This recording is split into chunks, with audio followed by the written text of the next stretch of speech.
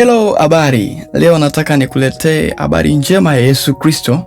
Jina langu naitwa John Sangari na hii ni The Great Commission. The Great Commission ni kuwafanya watu kuwa wanafunzi wa Yesu Kristo. Ni kwa gharama yoyote ile, iwe ni kwa mitandao ya kijamii, iwe ni kwenda nyumba kwa nyumba, iwe ni kuwaambia watu. Maana neno la Mungu linasema imani chanzo chake ni kusikia. So the matter ni kwamba mtu asikie neno la Kristo. Nipo hapa kukuambia habari nzuri za Yesu Kristo. Tutaongozwa na mstari wa Yohana 15 mstari wa 4, nayo nasema kaeni ndani yangu nami ndani yenu. Kama vile tawi lisiloweza kuzaa peke yake lisipokaa ndani ya mzabibu, kadhalika nanyi msipokaa ndani yangu. Sasa Yesu anajaribu kutukumbusha nini? Life au maisha ni lazima kuna kitu anasema backup. Ni lazima kuwe kuna guarantee. Ukienda kununua kitu dukani, utauliza hii inakaa paka muda gani? Watakwambia isipofikisha huo muda irudishe, au ndani ya siku chache ikiharibika irudishe. Tunachokitafuta wanadamu ni uhakika wa maisha yetu. Je, maisha yako yameshikiliwa na nani? Leo ukitikiswa, ni nani ambaye anaweza akawa mdhamini wako? Watu wengi wamekaa nje ya mzabibu. Nataka nikwambie, tunaokoka ni kwa sababu tunataka Yesu Kristo awe mdhamini wa maisha yetu. Kama vile zabibu haiwezi kustawi bila kujishikamaniza na shina, kama vile zabibu haiwezi kustawi pasipo kushikamana na tawi na shina, ndivyo ilivyo Yesu alitaka kutuambia kwamba sisi ni nothing. Hatuwezi kustawi kwa viwango vizuri. Hata tukistawi kwa viwango vizuri, bado itapita gharika, litatikisa. Ndio maana akamwambia Simioni Petro, akamwambia juu ya mwamba huu nitalijenga kanisa. So mtu ambaye anamtumainia Yesu Kristo ni amejengwa kwenye misingi, amejenga kwenye miamba.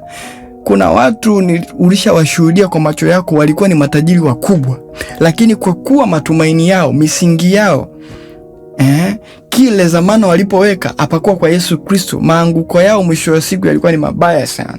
So tunaokoka ni kwa sababu we need this guarantee. Tunaokoka ni kwa sababu tunataka mzamana wa maisha yetu, inapotokea zoruba, Yesu Kristo ndo aingilie kati. Hatuokoki kwa sababu tunataka kuonekana sisi ni watenda mema sana, tumeacha kutenda dhambi. No. Kwanza kuwa ndani ya Yesu Kristo peke yako ni kukamilishwa. Mimi ninavyoongea hapa bado kuna mambo napambana nayo, lakini madam niko ndani ya Yesu Kristo yanakuwa mepesi, nila yake ni nyepesi, na shindiwa siku hata siku. Napenda niongezee kitu. Dunia sasa hivi tumekuwa na watu ambao wamepoteza kitu kinaitwa uvumilivu. Watu wanatamani wakiingia ndani ya maisha, kuanza kitu fulani, hapo kistawi.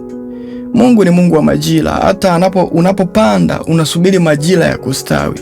Unapoanza kufanya jambo lako unasubiri majira ya kustawi. Kwa hiyo utakapookoka haimaanishi ndo ghafla tu umeokoka mambo yako yanaanza kwa mazuri. Unatakiwa ukue, lakini Mungu wetu ni Mungu ambaye alei vibaya. Ana malezi mazuri. Kama mwanadamu tu anaweza kumlea mwanae vizuri, basi na Mungu ataruhusu zoruba, ataruhusu changamoto ziingie kwenye maisha yako ili kukufundisha namna ya kuwa hodari. Kwa hiyo karibu kwenye ufalme wa Mungu. Karibu umpokee Yesu Kristo. Yesu Kristo akiingia kwenye maisha yako, nataka nikwambie, una uhakika wa maisha yako. Una uhakika wa kesho yako. Una uhakika wa kusema hakika na kesho nitaiona.